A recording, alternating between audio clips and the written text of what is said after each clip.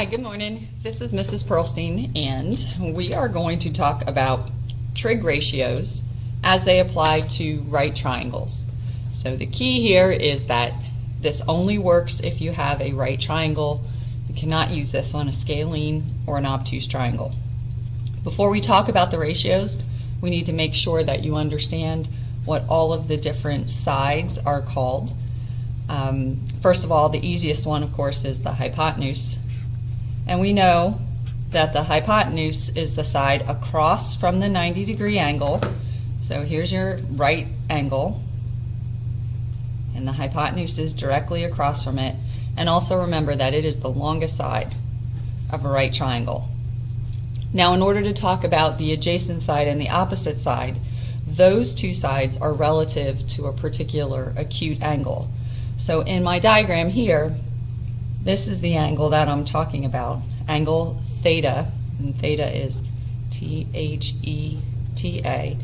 It is the Greek letter theta, and that is often used as a variable to describe an angle. Relative to that angle, the side that is opposite to it is the one that is directly across from it. So if you're at this angle here and you're looking straight out, you would be seeing the opposite side right there. The adjacent side, the word adjacent means next to. The adjacent side is immediately to the side of the angle. It's one of the two sides that form that angle. The other side will be the hypotenuse, and then the side that is next to it, the other adjacent side, we just call the adjacent side. So we use OPP for opposite, ADJ for adjacent, and HYP for hypotenuse. So if you look at the table on the bottom, you see that there are 6 different trig functions and trig ratios. One is called the sine. We read this as the sine of an angle.